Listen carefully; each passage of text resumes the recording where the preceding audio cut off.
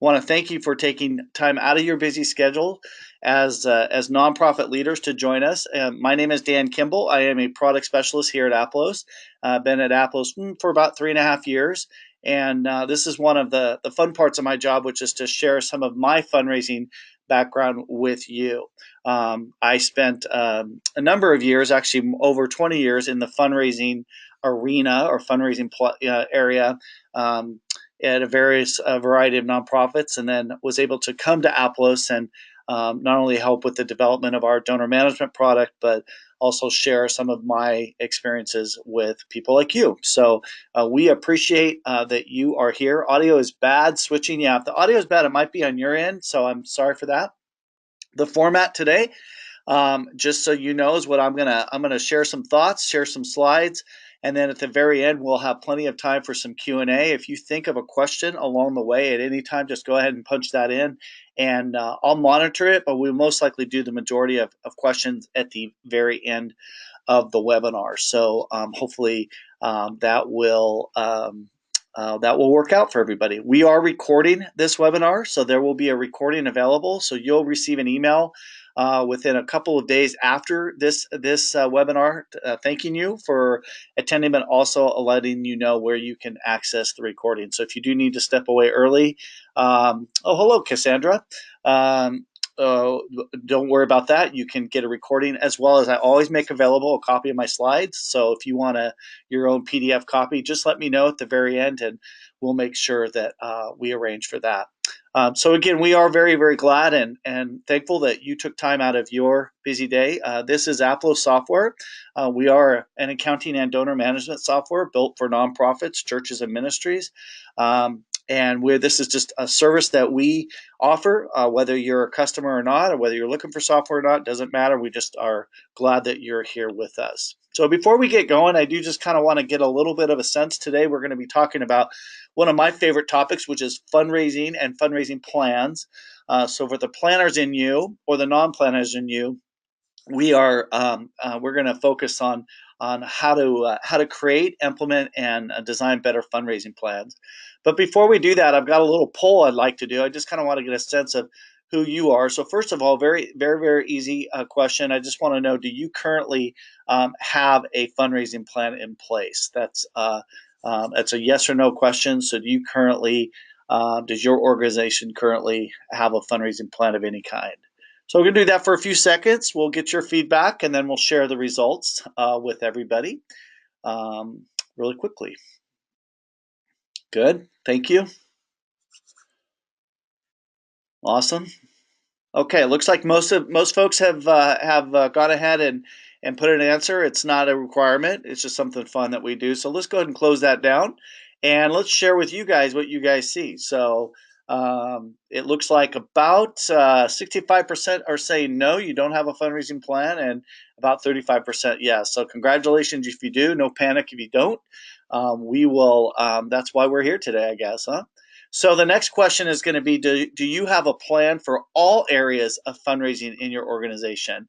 In other words, not just like say your event, or not just say your direct mail plan, but do you have are you strategic in every area of fundraising? And we're going to talk about fundraising channels here in a few minutes. Great, the votes are coming in. Very cool. So we'll go ahead and shut that down in about 5 seconds and let a couple of you pipe in here. Again, welcome. For those of you who just logged on a little late, we glad you joined us. So let's go ahead and close this down, and I'm going to share that with you. And it looks like, well, about 50%, kind of like those of you who don't have a fundraising plan, you're pretty much making it up as you go, which I completely understand, and I've been there, done that. 38% of you say some, but not all, and about 10% of you say yes, all areas. Congratulations to you for that. And if you have any input along the way you want to share with us, please utilize that question box for that. And then let's go ahead and ask you, do you use software to track your income and expenses of your fundraising? Once again, do you use software to track income and expenses of your various fundraisers? And the answers are yes, we use software, we do not use software, we use Excel only, or we use a combination of software and Excel. It'll be an interesting thought on that because software can really help you better track, and it'll play in what we're going to talk about a little bit today.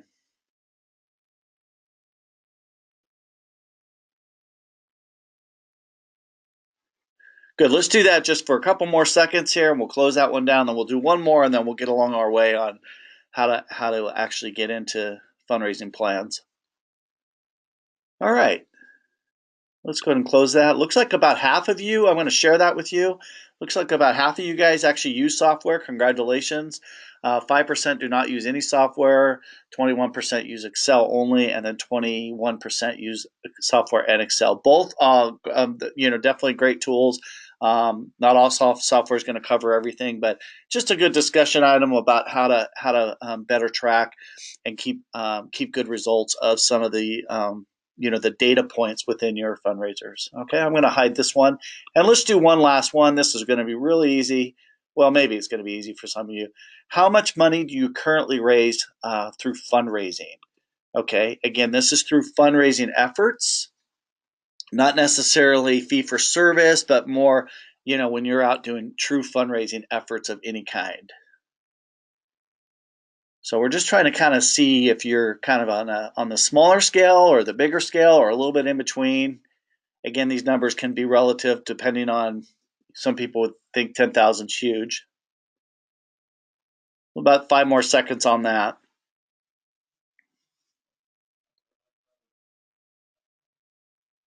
All right, let's go ahead and close this down. Looks like we're a little spread out, but about half of you are representing the 10 to 50,000, which I would consider on the smaller side there. So there's your results right there, folks. Thanks for participating with us. So I'm going to go ahead and hide these results. You should now be seeing my introduction slide. And again, if you joined us a little late, just know that we will be have plenty of time for questions and answers. If you think of a question or want to make a comment, just type that in the question box along the way, and I will monitor that as we go. So with that, let's go ahead and just kind of get cracking into fundraising plans. If you've had a chance to read this introduction slide, I'm not going to read it word for word, but just kind of as a way of introduction, as you know that many people do in fact run and operate their nonprofit without a fundraising plan. And of course, this idea. Many times what happens is somebody on your board or in your community or part of your organization has this great idea, and they think, well, let's just get this going and simply put together a committee and just go for it. And though it's not incorrect, and there are some that will have success in that, or you might send out a letter here or there, or do a few meetings here or there.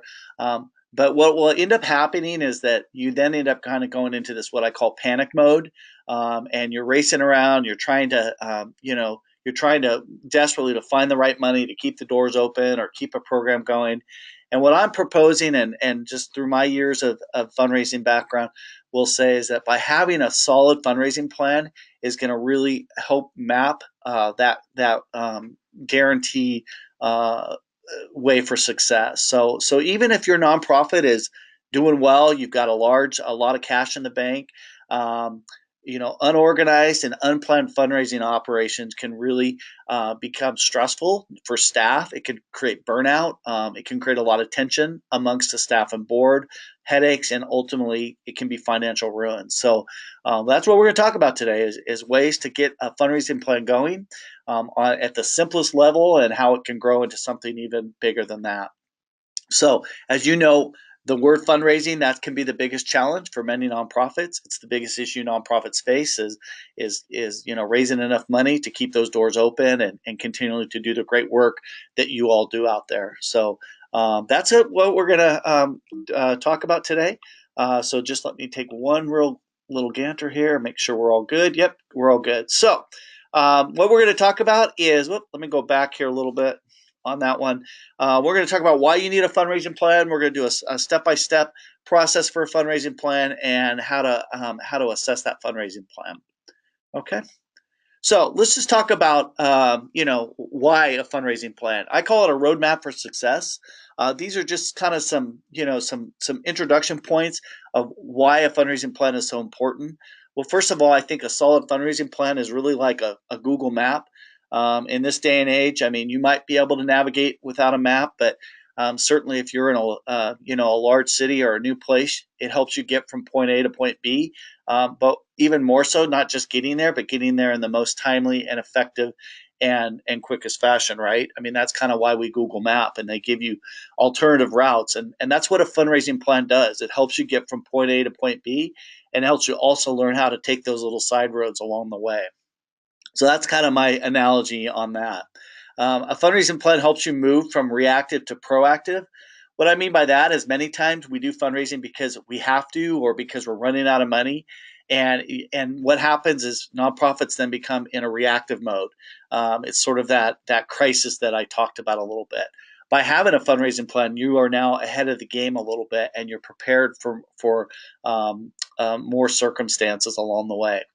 A fundraising plan will also help get everyone on the same page. And what I mean by everyone, I mean your directors, your staff, your volunteers, your boards. All of those people need to be involved and then become part of both the success and the failures of the organization. And I just want to mention real quickly that if you're a very small organization of staff of maybe one or two, or even more than that, you're an all volunteer based organization.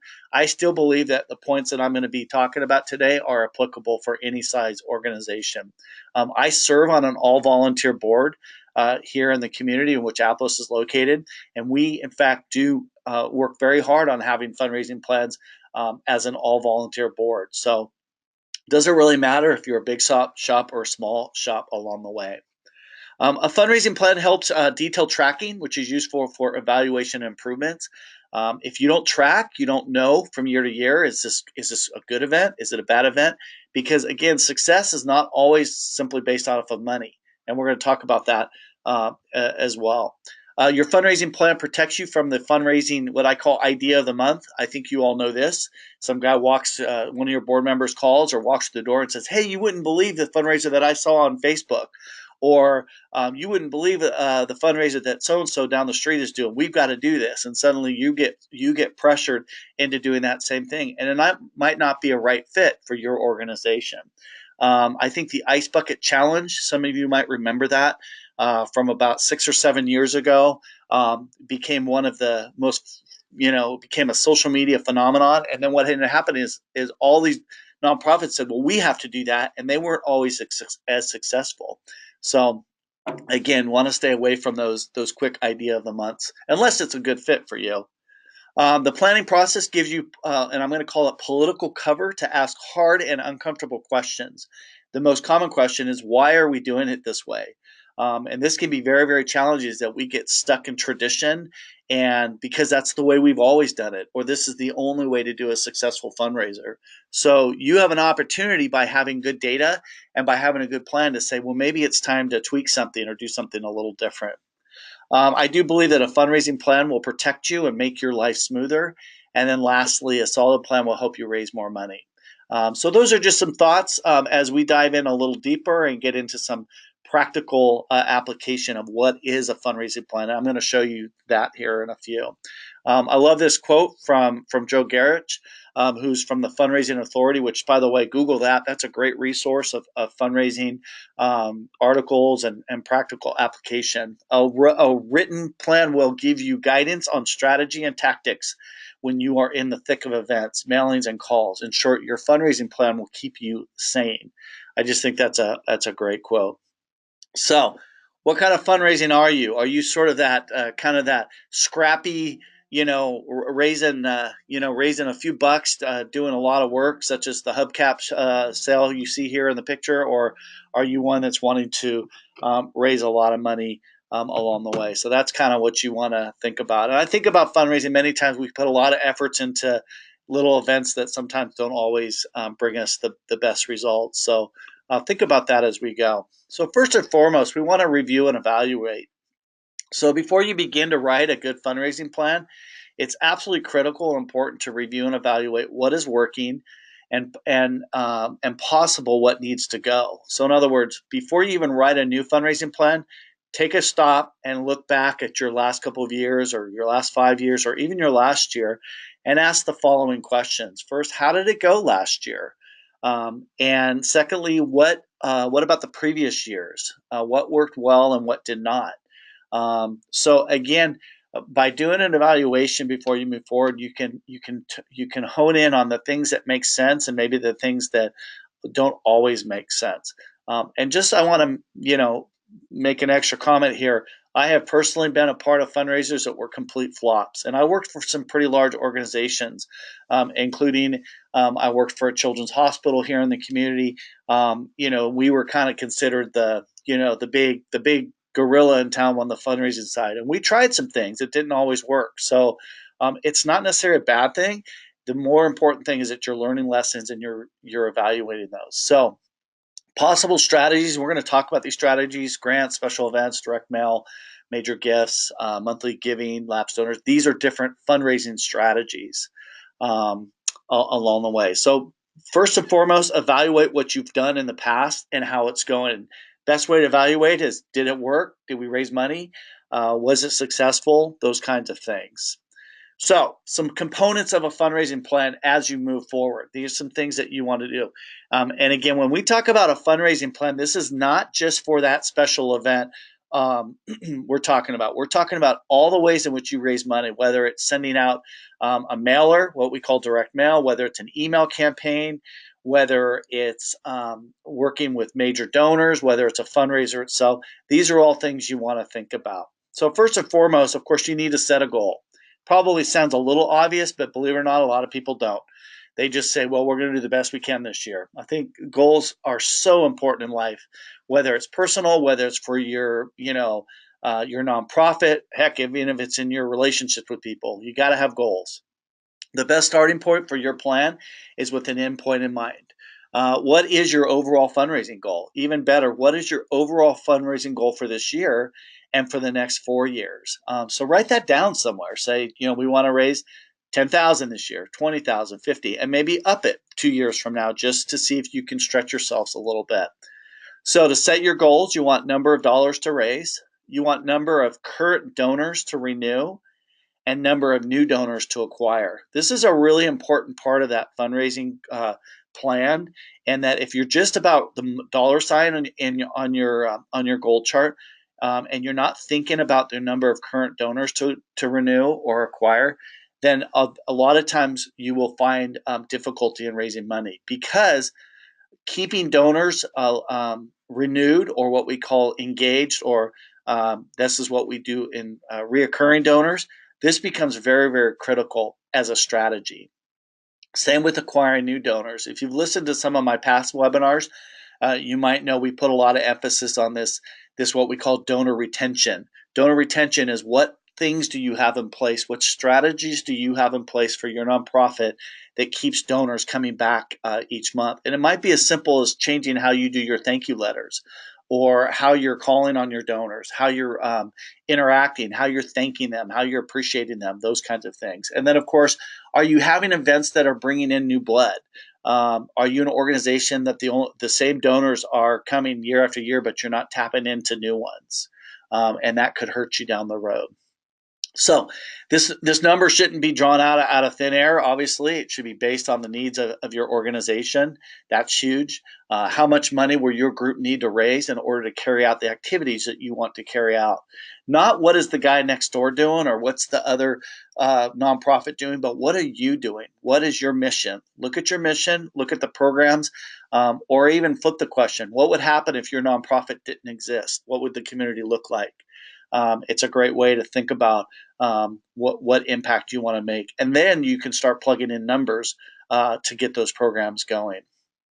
The goal, how much money do you need? Then the mission will answer the question, why do you need it? So I think if you ask why you need it, then you can start answering the question of how much money do you want to raise. So hopefully that kind of makes sense as a starting point as we get further into this. Next thing, so you set your goal. and you want to then decide on your strategies. Now, this is a really important piece. I touched on this already, but I want to go in a little more detail. These are what we call channels, fundraising channels. These are different ways in which you go about raising money.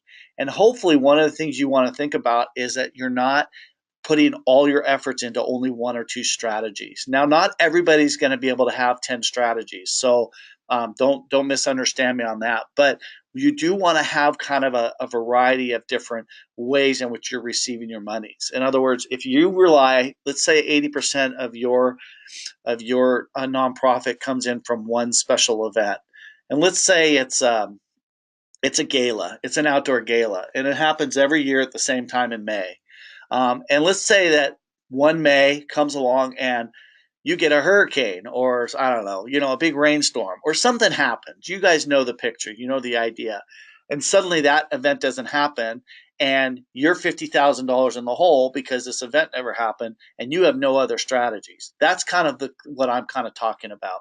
Not everybody is a grant is going to find grants. Not everybody's going to do special events, but everybody can do loose one or two things that makes sense for your organization. So these are some examples of strategies. Of course, there's probably a few more. Think about those for your own organization. If there's anything I'm missing, please feel free to type those into the question box, and I'll share those at the end. But figure out a goal for each of these tactics, or what I call strategies, that adds up to your total goal. For example, if you need to raise 5,000, you may say that you want to raise 3,000 through major donors and 2,000 through an event. Personally, I would always emphasize on trying to get donors more involved than events, because events are a lot of time and definitely a lot of work and a lot of staff time. I think you can raise more money by meeting with people one on one than events, but I'm not saying to not do them. Yes. So Doug asked about copies of the slides. Yes, I'll absolutely make available copies of these slides. You're more than welcome to share these with your boards, with your staff. All the thing I asked is you just share that they are from Aplos and not take off my logo. They'll come to you in a PDF anyways. So another thing you want to do is use good software to track and report. This is not necessarily going to be a pitch for Aplos. This is going to be a pitch for any kind of fundraising software. Hopefully, you're utilizing software to better track these strategies. So as an example, you want to track the source of which you receive your money. A source is going to be, does your money come from individuals? Do they come from foundations? Do they come from corporations? Are they coming from events? That's the source. The source, as you probably know, individuals represents about 72% of all the giving in the United States, and philanthropy comes from individuals. So over $400 billion is given each year in philanthropy to nonprofits and ministries in the United States. Over 70% of that is from individuals. So now, once you identify the source, you want to know the type. So you have your source, you have your type, which is going to be annual funds, major gifts, and then of course you've got your income and expenses. This is a great way and an easy way. You can do this in Excel, or you can use something like Aplos to create funds, purposes, all of that good stuff, and track in detail not only how much money you're bringing in or how much you're spending, but the vehicle or the way in which you're bringing it in. That way you can kind of make tweaks along the way, if that makes sense. Okay, so make sure you use good software. Okay, so now let's talk about strategy details. This is kind of an example. This is something that I created on an Excel spreadsheet. It's just simply starting to kind of map out or write out some of those details. So, for example, your grant, you have a description, who's your target audience, your financial goal, the cost, who will do it, and by when. So this is just a good way to start kind of mapping out your year. It's like a planner. Again, a description is going to be simply as we're going to write, 5 or 10 grants or whatever. We're going to do 3 events. We're going to send a spring mailer and a end of the year, or just one.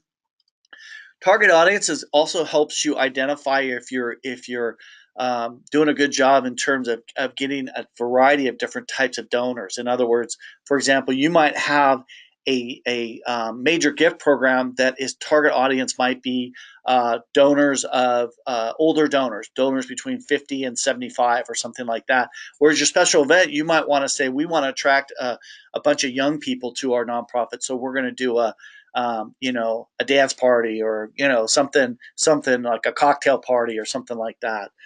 So again, just start to map that out. This is phase one of your fundraising plan.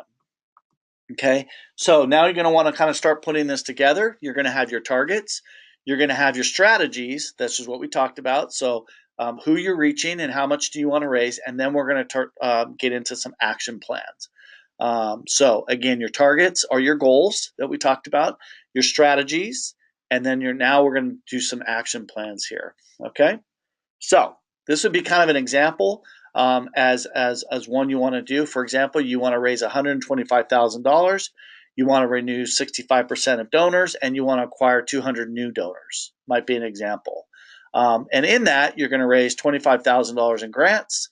You're going to raise $50,000 in major gifts, or you're going to raise $50,000 in special events. And then you'll have an action plan to start doing that. So this is where it gets into a little bit more detail. We're going to start getting into the weeds now a little bit.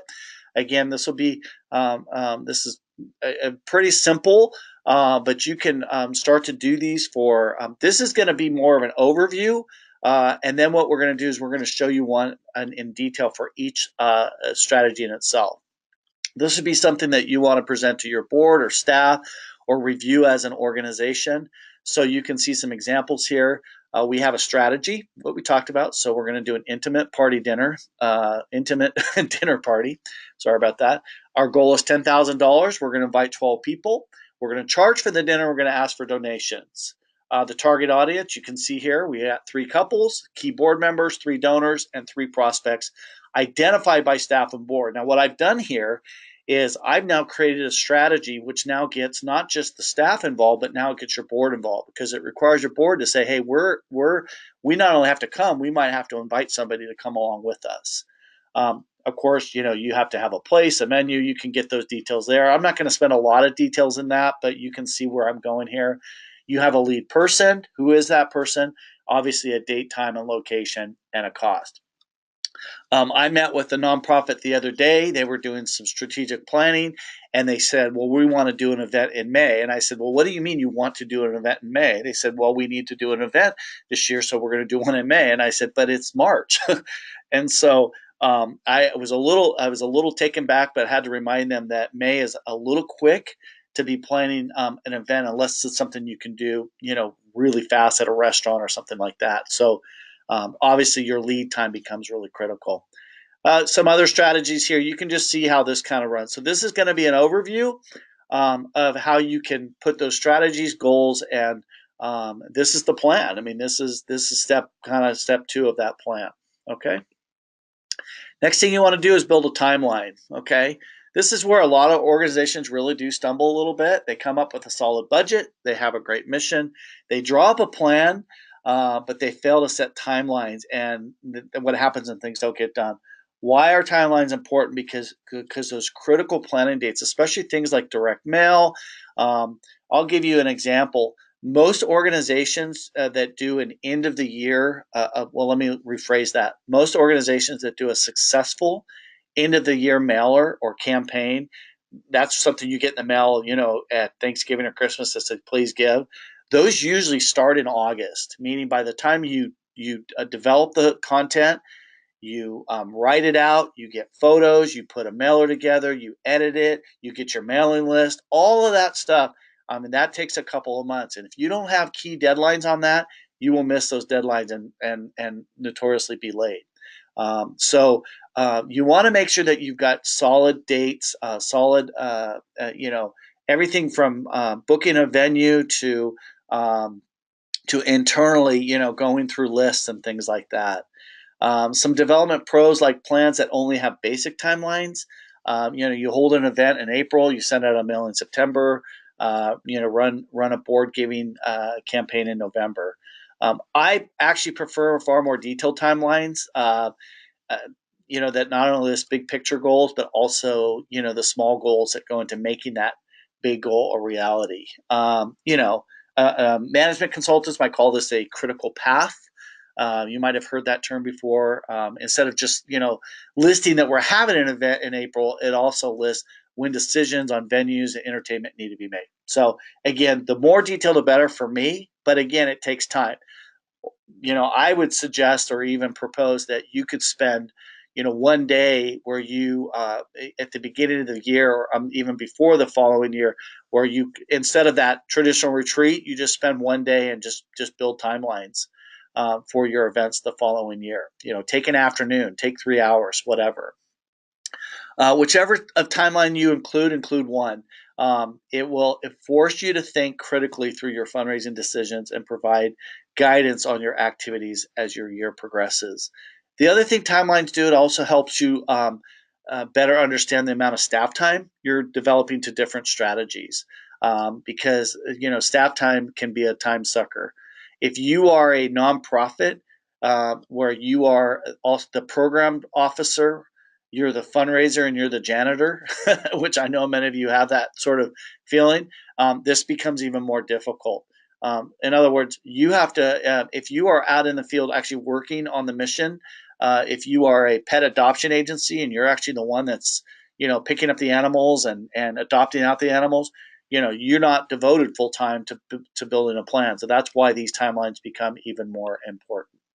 All right, let me take a break here and just see if there is any questions. Definitely going to need these slides. A lot of detail goes in very quickly. Yes, great point. I will make these slides available. Yes, you will all get the slides as well as recording. Great. So let's keep going here. Whoops. All right. So now what you want to do is you want to create a budget for each strategy. So just like a program or organizational budget, each strategy needs its own budget or goal. In other words, if you are just putting $10,000 to fundraising, you might, and you don't have a budget, you might suddenly realize, wait, we never put in or thought about the cost of postage or the staff time or, how much it was going to cost to pay a caterer for something or something like that. So, or even little things like, gas, fuel, things like that for going out and picking up things or meeting with people. So with each one of those, you want to have a budget, not just a goal, but an actual budget. And then you want to decide and assign everyone who is going to help implement. This includes board members, volunteers, program staff, community members, etc. So this could include something like a volunteer fundraising committee. I'm often taken back by that board members that think that their only job is just to show up at board meetings and approve the minutes and go over some fiscal stuff. Board members do have a responsibility to be involved, and one of the best ways to do that is to actually be part of a fundraising team of some kind, even as a volunteer. Okay. Next, you want to kind of work your plan, what I like to call. So for each strategy, you want to have a plan to fill out the separate, so this would be a great page to fill out for each of your strategies. These are the strategies we talked about. So you have a strategy. Within that sheet, you have you projected income. That's going to be gross.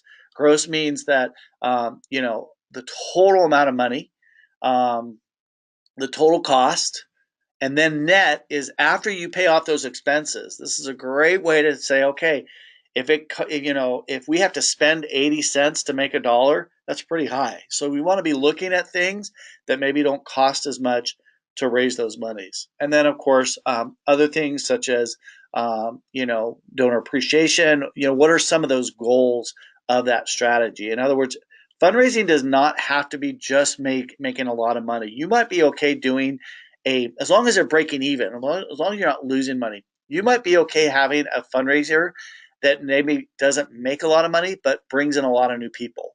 Or what we call, I like to use this term, some people hate it, but I like to use the term friend raising. Friend raising is when you're actually bringing people together just to develop some new relationships to your organization. And those are important. And so you want to think about that. And then lastly, the number of staff and volunteers needed to carry out the strategy. So again, it feels like a lot of documents I'm sharing with you, but if you kind of can see it in layers, it's kind of, it's kind of like a recipe, right? You've got different sections of getting all this, and it will all come together towards the end. Um, Again, some more things I'm working your plan. Here's how you can break out a strategy itself.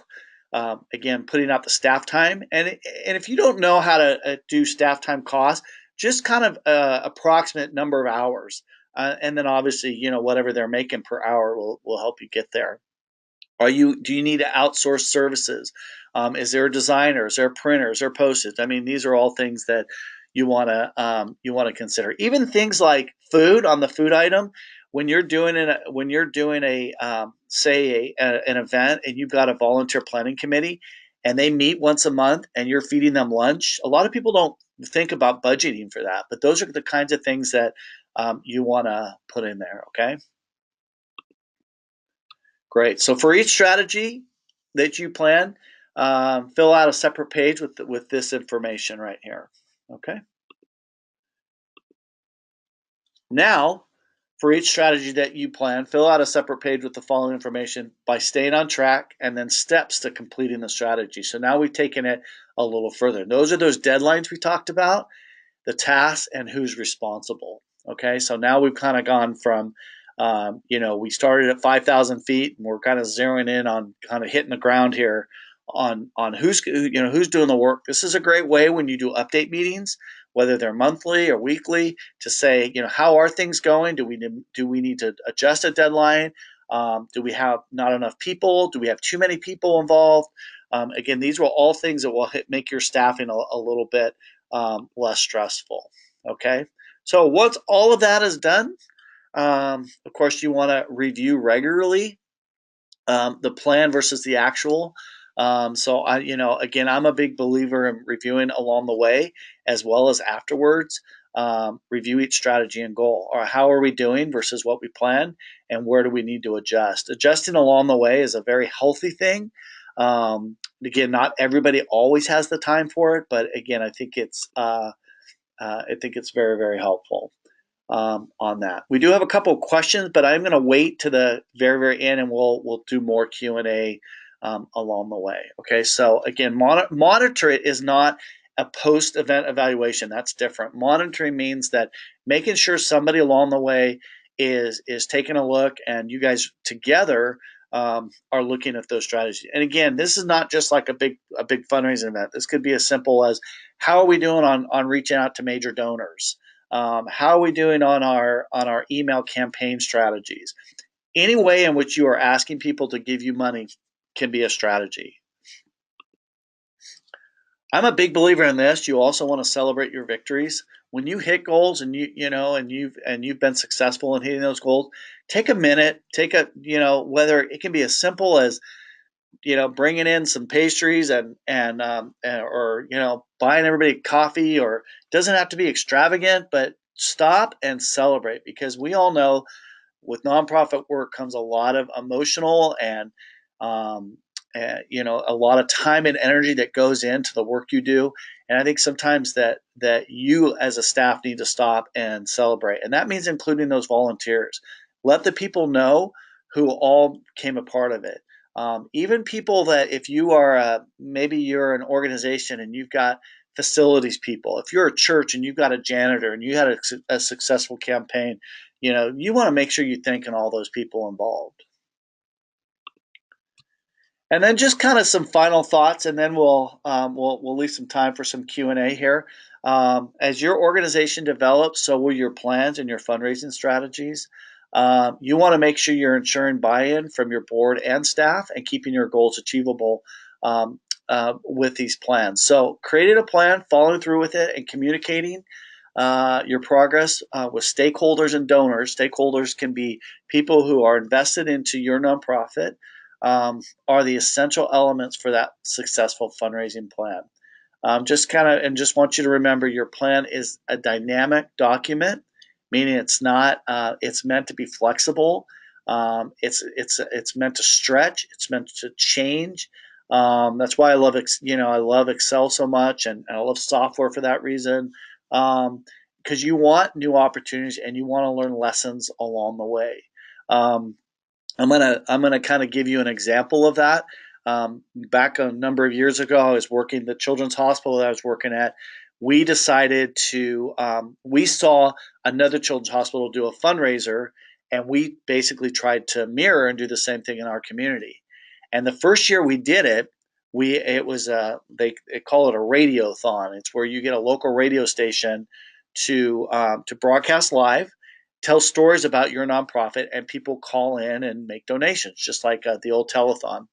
So we thought this was a great idea. So what we did is we approached a local radio station, and what we ended up getting was we got a radio group. So we got 5 stations to all broadcast live at the same time at a local mall. Well, we didn't realize that it wasn't really a great strategy. First of all, the mall wasn't a great place to host this because people were just kind of walking by. They weren't really understanding what was going on. It was very noisy. It was a bad venue. And several of the stations just kind of weren't into it. They just kind of felt like they were forced to be there. So we almost threw the whole event away. So we got together, we evaluated it, we did a lot of the things that we talked about. We said we need a more focused strategy. So what we did is we approached one station who really could get their heart around it. And we said, let's go after this audience. And then it just so happened to be the country music station. Being there was something about that and their audience that loves kids, loves sick children. And so fast forward, we ended up doing that the following year. This time we brought one station to the hospital. We had them broadcast live inside the hospital. And for 3 days, we did exactly that. We told stories. We had people call in. And the first year we raised over $200,000 by people calling in. And so with that, it was a great strategy, but we almost threw that event away. So that's a kind of a bigger scale, but I'm sure you might have examples of that. I've left here some resources. These are people that I like to read on. There's more out there. But I'm a big believer in listening to experts out there. Joan Gary, Gail Perry, Mark Pittman, Amy Einstein. These are all excellent fundraisers. And I shared the quote from Joel Garrett earlier in the presentation as well. So with that, let's open it up for some Q&A. I know that Leah had a question here, or wants to talk about guidelines on event costs as percentage of budget, or any other fundraising costs as a benchmark to use for planning. That's an excellent question. Industry-wide, costs of fundraising, they say, should range anywhere between 10 and 25 cents on the dollar, is what the industry standard is. Anytime you're getting over like 50 cents on the dollar, that means it costs you 50 to raise a dollar, or half, is a little steep. Events are always going to be higher. A lot of organizations don't put in staff time. So I would say if you can keep within 20 to 30% is a good baseline. Somebody want to disagree with me or offer other input? I would love to hear that. Leah also asked, what are effective strategies for renewal of existing donors? One effective strategy is putting a little bit more effort in how you're thanking and how you're communicating to those donors. For example, are your acknowledgement letters the same boring thing every month after month? Are you using kind of a standard, same formatted letter? That is something that there's a lot of discussion and articles right now about what this donor retention and what we call donor love. Our donors, are you communicating to donors more about yourself, or are you really engaging them and letting them know how they're making a difference? One strategy that I've just fallen in love with is, and you don't have to do this regularly, but maybe once or even twice a year, to get a group of volunteers or staff people and to call donors on the phone and just thank them. That's it. You just call them and just say, we just wanted to tell you, thank you for choosing us, because we know that you've got a lot of places you can give your dollars to. So I love that a lot. So Julie Crooks, my personally handwritten notes have been very successful. Julie, that is a great, and I absolutely agree. I think we've kind of gone away from that. We've gotten so into the email and the easiness of email that I think, when's the last time you received a handwritten note, and how further they go. I've been really impressed with several organizations that I know of who what they do along, and this goes with you, Julie, is at their board meetings, they will actually pass out thank you notes, and they will have board members write thank you notes to donors or most recent people involved in the organization. I think that's a great strategy.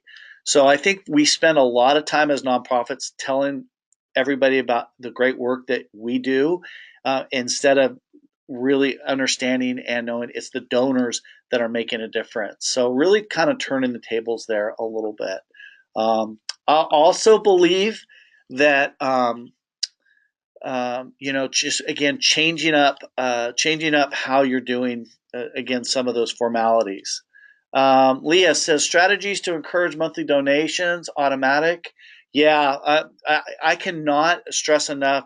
If you are not using any kind of recurring giving format, in other words, an online tool here at Aplos, we have WePay. Donors can make go online, they can sign up, and they can pay $50 a month or $100 a month every month. I think reoccurring um, is a great opportunity to up your monthly donations.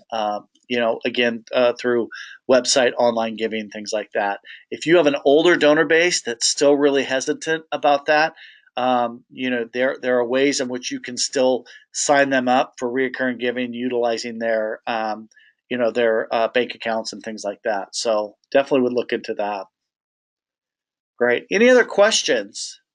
I know we always kind of give an hour, but I always like to kind of make sure that there's time to. If there's anybody else that has any thoughts on that, please let me know. We are going to, as I said at the beginning, if you joined us late, we will have a recording of this. You're more than welcome to rewatch that as well as just something to let me know. I know some of you have already asked for the slides that I've shared, which I will be happy to share. Feel free to shoot me an email, which is right up here on the screen if you have any other follow-up questions. Just an announcement. Next Thursday, if you are an Aplos customer or you're interested in Aplos, next Thursday at the same time, we are going to be doing a webinar on groups and teams.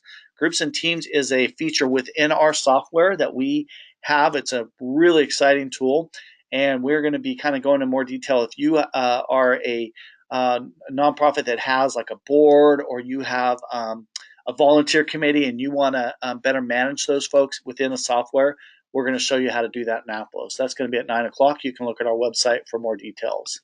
Yeah, great, Warren. I'll be happy to share those slides with you. Do you have a sample fundraising plan to share? So, Leah, if I can ask, is that in more detail than what I shared here? So, in other words, you wanna plan for a specific event or something like that?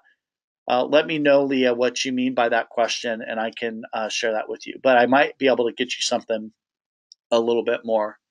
So, Leah, I'll let you let me know what you need on that. Okay. Great. Any other questions? Going to give kind of a last call here. All right. Well, once again, I want to thank you guys for taking time out of your busy schedules to join us for our Aplos webinar. I hope something I shared today was either encouraging or helpful to you as you move forward in your fundraising efforts. And we'll look forward to talking to you or seeing you again. Thanks, everybody.